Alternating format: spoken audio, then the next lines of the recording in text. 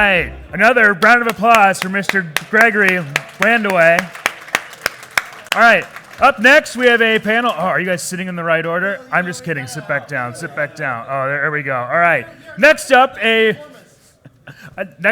panel on IBC bridging. Oh my gosh, this is the easiest I've ever done this. I have everyone's names and everything.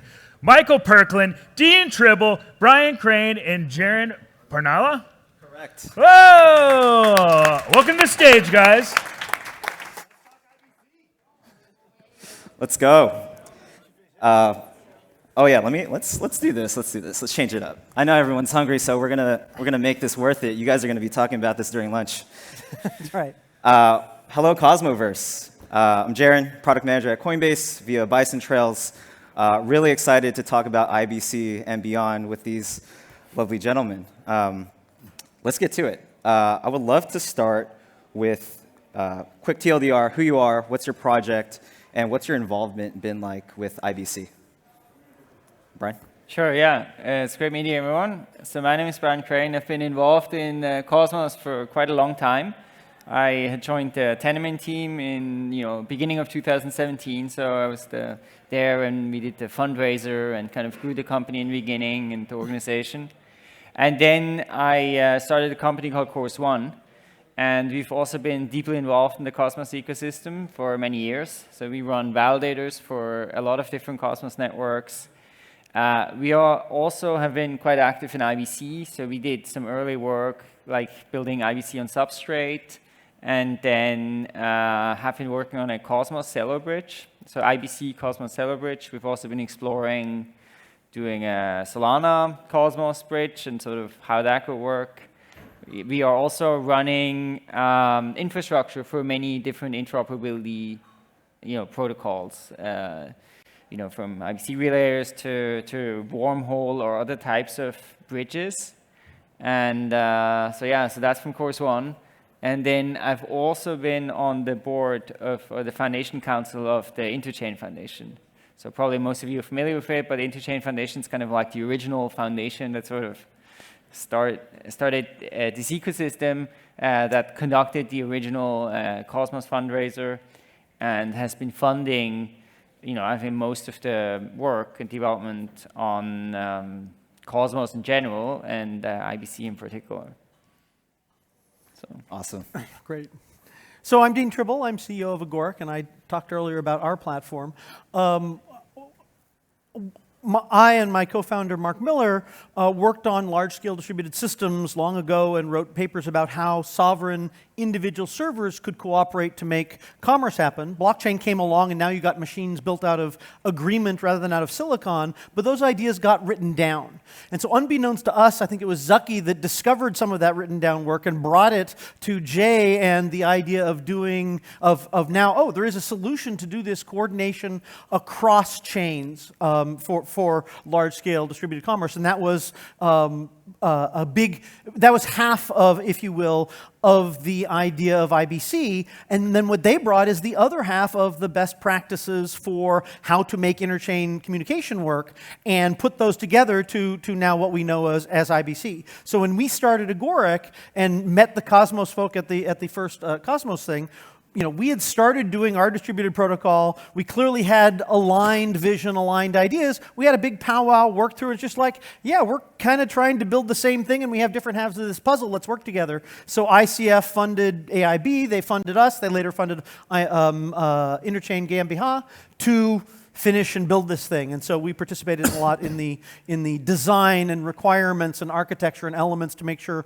all of the experience in building large-scale network systems, was brought to the table for the design of IBC. So that's where we come from. Nice. Hi, everybody. I'm Michael Perklin. I am the Chief Information Security Officer of what was once known as Shapeshift. As we transition from a company into a DAO, I'm continuing to be involved in both security and architecture of distributed systems. Over the last 5 years, Shapeshift has quietly, maybe secretly is the right word, been running Cosmos validators and been a supporter of the Cosmos ecosystem, where we incubated brand new Cosmos-based blockchains like MicroTick and a new upcoming Cosmos-based chain, Foxchain. Shapeshift has always been a proud supporter of Cosmos, and I'm very lucky to have worked for the company while it was still a company, and I continue to work with it as it transitions to a DAO. Amazing. Michael dropping some alpha right now. We're going to get into that in a moment. So 2021 was a big year for the Cosmos ecosystem. It was in February when the Stargate upgrade happened. I still remember when pulled a little all-nighter with the team. Big community effort. And can I just say that Cosmos is one of the few projects that actually accomplish what they said they were going to do in their white paper. Like, Yes. it's... How many of you in the audience were awake that night when IBC went live, working on whatever you're working on to see it go live? Awesome. I expected to see just as many hands. Amazing. Yeah, so IBC has been live for the better half of this year. What I would love to hear from each of you guys is, what is one thing that went really well, and what's one thing that went poorly? But you can't say the same answer. Uh-oh. So the first person who goes is it gets the easiest job. Yeah, absolutely. Okay, I'll go first, because these guys will be better. I mean, I heard Josh's talk like some days ago, or yesterday, I guess, where he was saying, oh, IBC user experience not so great, but actually, in my perspective, I felt it was surprisingly good and smooth, like from the start. And I felt like the osmosis user experience of like going in there and being able to like deposit asset, and then, you know, with Kepler, we could recognize it from the other chain, and you could do it. Like that was like super nice. And so my eyes, like user experience was like surprisingly good.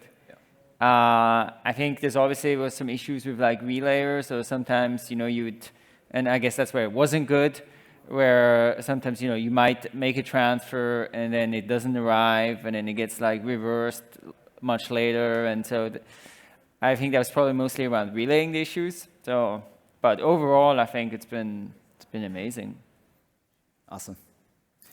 To me, the thing that went really well, you know, a year ago, everyone was like, yeah, interoperability is the wave of the future and it always will be. Or, you know, I mean, it was sort of it's sort of a thing, it's a little bit interesting, not interested in investing, come back to me when anyone's got a use case for this. And then as said earlier, in January, there was this demo day, Unified DAO demo day that Tariq and others organized. And there were a bunch of chains and a bunch of companies that were just taking it for granted, and then kind of in the transition of IBC actually launching, now it's just like everyone's like, oh yeah, we're the most interop. You know, we're all in. We've always been all in. Of course, everyone's interop, and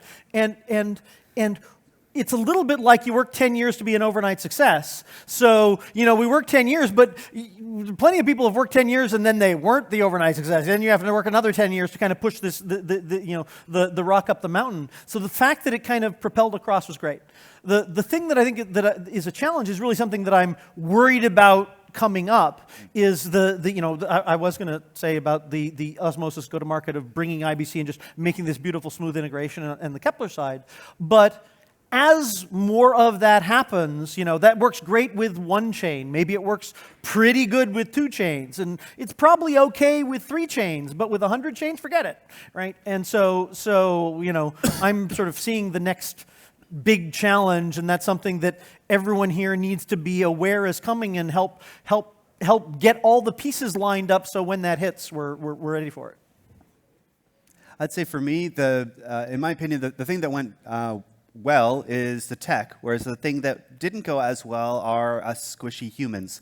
When you look at how IBC works, how you know, transferring one asset to another chain, something went wrong, well, just wait a couple minutes and it bounces right back. The tech is solid, coins don't get lost, unless, of course, the human makes a mistake. The human puts in the wrong address. The human forgets to verify that this is the right chain. Even during the upgrade, the tech stopped the old Cosmos 2 blockchain at the right time.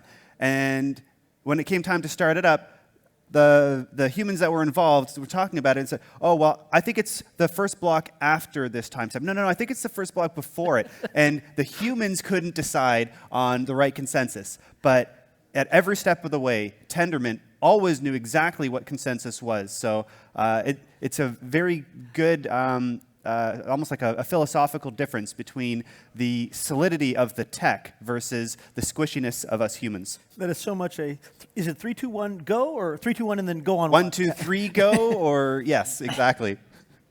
Definitely. Don't trust humans. Awesome. I want to take a step back. Obviously, we're IBC bulls, but there's a lot of interoperability solutions coming to market, as Brian was mentioning. Aside from IBC, which ones are you most bullish on or bearish on, and why? Yeah, sure, I can go first. So I think there's the powerful thing about IBC is that any chain can just sort of kind of like connect to another chain, and for example, a chain can connect to the Cosmos hub, and that chain doesn't have to run any kind of validator or infrastructure on the other chain. It can still verify it. And so I think that is like very nice, because it's like this permissionless extension. Of course, the problem is you need a light client, and that's sometimes not available. So if you look at something like Solana, well, there's no light client. Yep. And so then I think that's where IBC doesn't really work. And then I think you have another sort of type of bridge design where essentially you have sort of like a trusted light client where, and I think some examples of that are, Wormhole and Axelar, where you basically have like a group of operators that run full nodes on that chain and then sort of jointly attest and give kind of like this, light client-like proof. And of course, that's also really nice. And you have like, I mean, one, it's like very flexible. You can do it for anything, even there's no light client proofs. And I think you have other kind of simplifications and benefits over IBC chains or IBC connections. So I feel like these two types of bridge designs are both gonna, stay there and have like a big future and, be used for kind of different use cases. Definitely. So for me, the one I'm most bullish on is going to be Gravity Bridge, because thank you people who built this stuff, right? Because we want to be connected to those deep pools of assets, right? And so that's a mechanism to bring it over that has a plausible gas cost on those chains, and that's one of the critical requirements. It's IBC is designed so it can work just fine with proof-of-stake systems. It could potentially be implemented on the EVM, but it's just prohibited from a gas cost point of view. It works fine with proof-of-work systems, but deliberately, but it's just from a gas cost implausible. And so that mechanism, so we can at least connect the asset pools and the liquidity, is just a huge lift for the overall Cosmos ecosystem. So I am the ones I am bearish on. Interop is hard, right? There's a lot of multiple deep sources of knowledge and expertise that went into the design of IBC, both to have the best practices from a crypto point of view and also from TCP and flow control and timeouts and all this kind of stuff. And pulling all that together required the Chris Goes and the multiple experts sort of simultaneously getting all this stuff together.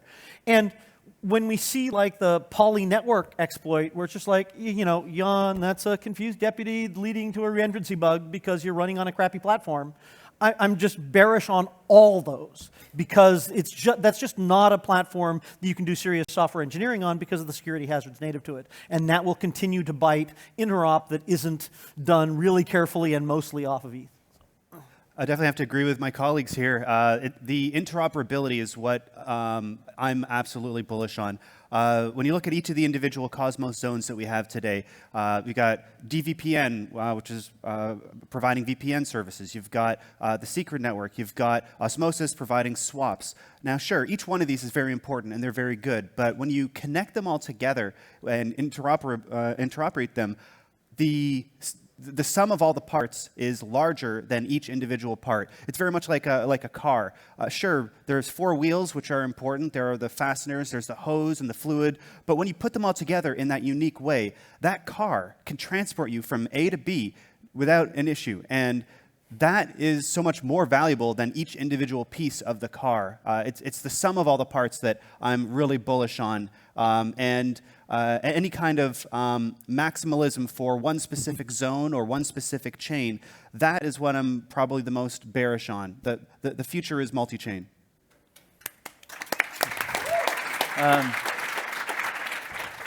Yeah, I just wanted to add one thing. So I think we've been working on this Celo Cosmos IBC bridge. So there actually we have been implementing IBC in the EVM. I think one of the big differences that there the Celo chain added, or we worked on adding to the Celo chain, that you can have this pre-compiled to verify the signatures. So I think then it becomes sort of feasible. Well, are you doing it monolithically? Right, because as soon as you start break things up, that's where you start getting into more security hazards. If you do a monolithic contract that just does that, totally plausible. All right. Yeah, but so. Okay, we'll talk. Awesome. Let's go back to current day. Again, IBC has been live for the better half of this year. There's 18, maybe more sovereign chains.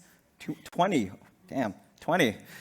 20 sovereign chains all connected on IBC. And the Cosmos SDK, Tendermint Core, IBC, it makes blockchains communicate with each other really, really easily. And because of that, I think we've seen some internal friction within our own ecosystem of competing projects. Hopefully I don't get jumped for this, but Osmosis launched as the first. Osmosis launched as the first DEX, then Gravity DEX launched, and then the Gravity Bridge is launching their own chain versus launching on the hub first. My question, kind of silly, but is IBC too good? and how should the community kind of view kind of this friction that we're experiencing right now? Anything and everything can be improved. No matter how great it is, no matter how beautiful a person is, they can always do better. IBC is great with everything that it does, but there are some pieces that I think could be improved, and that's absolutely not casting shade on IBC. What we can see clearly the amazing benefits that IBC has brought to all these different chains. But one piece that I think could be improved, and I know that there's already a plan in place to improve this, is incentivizing relayers. Right now, if you are relaying a transaction from one chain to another, you're doing it out of altruism. And there are many great people in this community who are absolutely doing that out of altruism, and we depend on their altruism to get these transactions across chains. Tomorrow, I hope to see some kind of incentives available to these relayers so that they get paid their fair share for doing the very important work that they do. I wonder, I think he's cheating. I think he prepared for this. One of the things, so I and my co-founders have done previous startups before, and taken interesting disruptive technologies to market. One of the characteristics of early markets is everyone wants to be unique, right? They're the only thing they're doing. They're the only option in the game. They have no competitors, etc.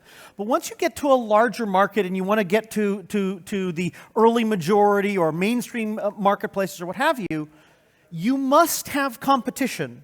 Because if you do not have competition, it's clearly not interesting enough. Come back later when you're a grown-up, right? And so from my perspective, yes, our AMM on Agoric will of course crush. No, sorry. We'll be at but all of us here should be way more interested in interoping at the business level as well, right? I want our AMM, which is low latency for stuff running on our chain, to be able to easily arb to deeper liquidity pools on other chains, so that we have a healthy distributed economy, not here where we're fighting over this small ecosystem here instead of the multi-trillion-dollar ecosystem that all of us can line up to take over. And so I absolutely want multiple comers and things where we're innovating and going, that's a really good idea. I'm going to, implementation is the sincerest form of flattery. I'm going to steal that idea and put it in my system too.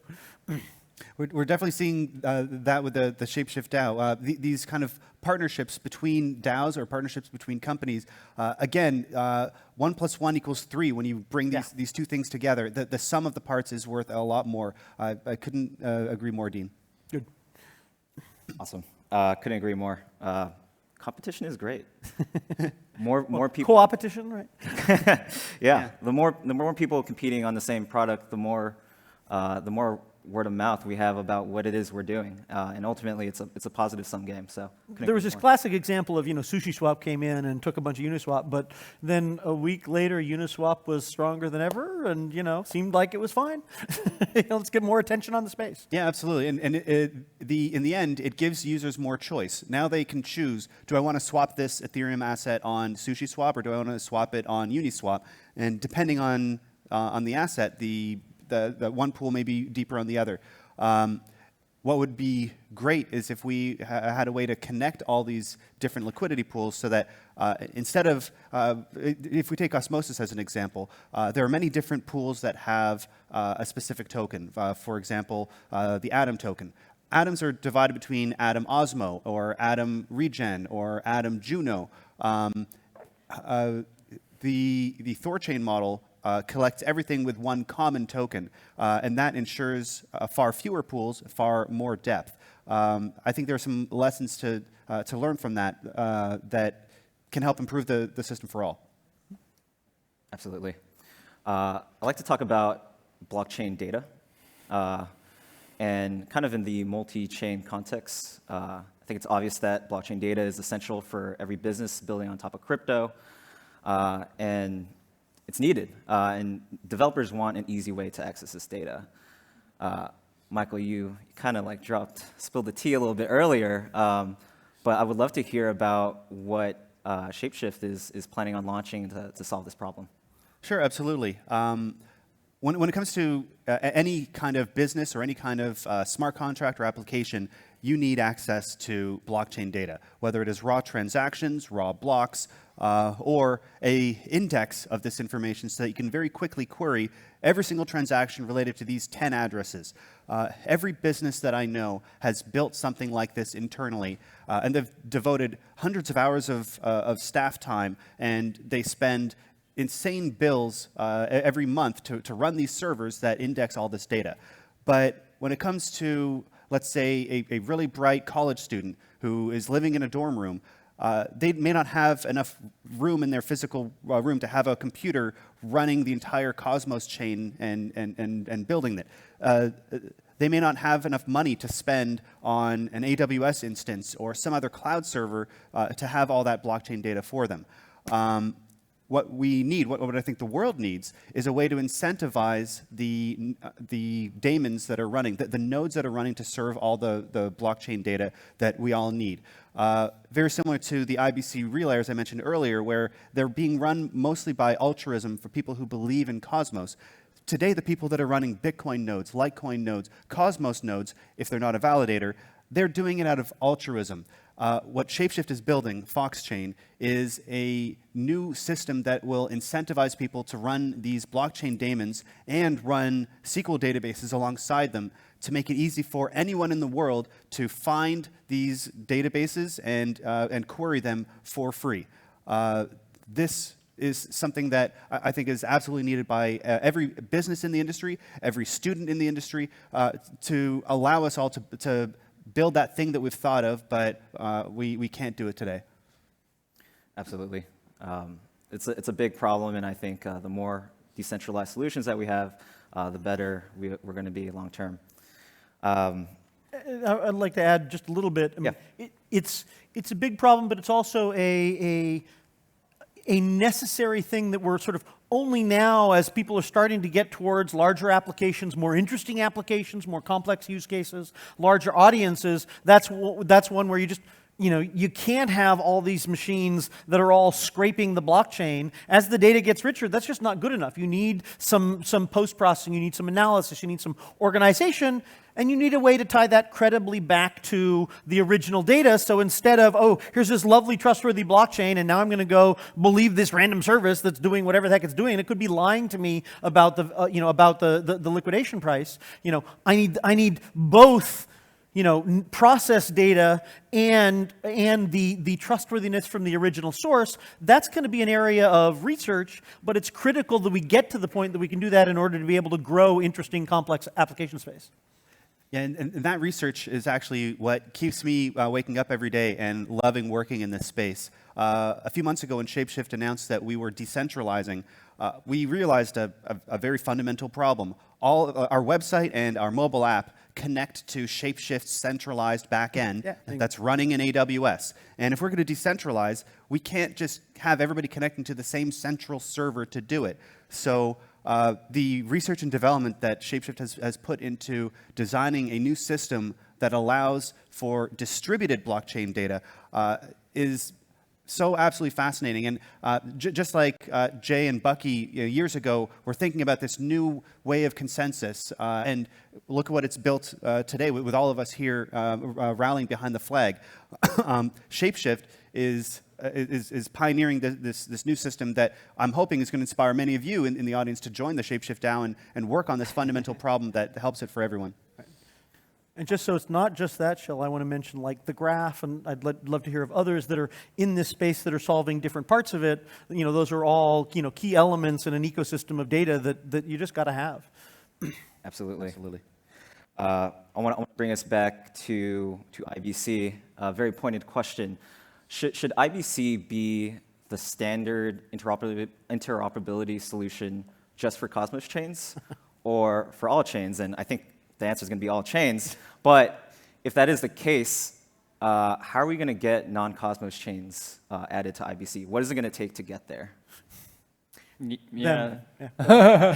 Yeah, so we have been working on that a bit, right? So I guess IBC is also different things, right? So there's one, which is this, the chain verifying each other and doing these proofs, and you have these channels and those kind of things. And then you have the other thing, which is the protocols on top, right? There's token transfer and things like that. So I think one possibility, so I think IBC, the underlying thing definitely is not going to be like the thing used everywhere, because it doesn't work well with like some types of consensus mechanisms and chains. But it can definitely still work for like non-Cosmos chains. So yeah, we've been doing this with Cello, where you basically build into the Cello client this precompile so that you can verify signatures easily, and then you have IBC and Solidity. Or you could just have basically some kind of trusted type bridge, like a wormhole or Axelar type thing, but then use the same kind of transfer protocol on top, so that it will still be kind of compatible with IBC. Yeah.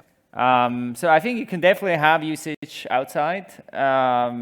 Is it going to be the one and only? Probably not. The nice thing about standards is there's so many to choose from. Exactly. Right? But it's not that it was designed just for Cosmos. It was designed for multi-chain environment. I mean, even the representation of proofs that Ethan Fry came up with is not, here's the Cosmos, IEVL, Merkle tree representation. It's, here's a nice thing that's adaptable easily across a wide range of Merkle trees, so that enables Cosmos evolution, enables interop with neighboring things, hot stuffs, and that sort of stuff. And then, as I said, it's got the provisions for dealing with proof of work considerations and thresholds and that sort of stuff.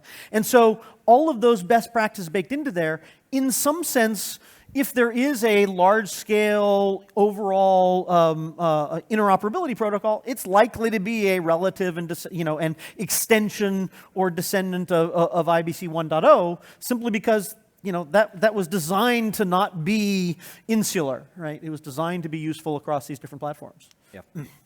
There's never going to be one standard for anything. As Dean pointed out, there's always going to be new standards. IBC is great, and I'm sure it's going to have a long life, but we will see what the next one is tomorrow. Right. Well, and there's like optics out of Cello, where that's a, James Prestwich, when he talks about it, it's just like, if you have the option, use IBC. But if you can't, for whatever reasons, gas price, whatever, here's this thing that is rapid to deploy. You can get started, you can start building your application stuff, and you can upgrade to the more robust, safer IBC later as you get there. Right? Absolutely. I know this audience is mighty hungry. Would love to wrap it up with one last question. It's not even a question, but what are you guys really most excited for in the next 6 to 12 months, whether that's IBC or something in general? I'm excited for the world to follow us down this rabbit hole.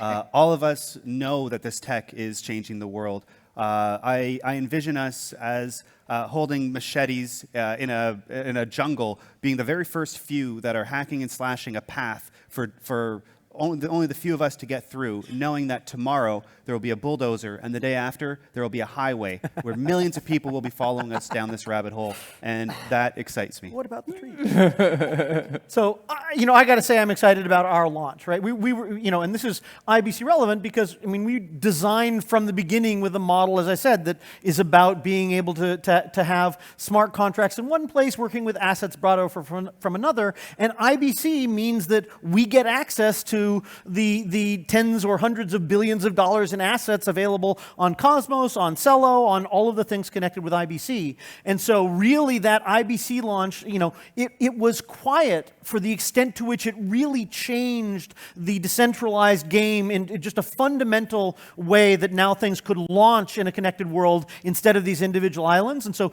being able to have smart contracts in JavaScript that are about other people's assets is something that just really excites me. So, amazing. Cool.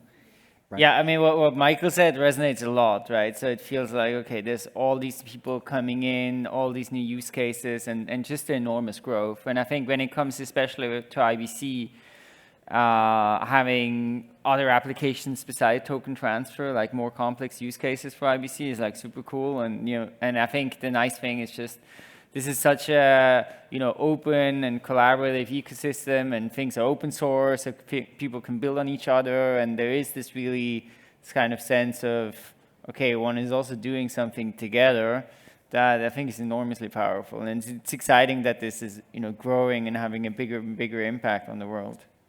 Definitely. Yep, absolutely. And I'm super excited about IBC. I think what's funny about it is the UX is pretty slick.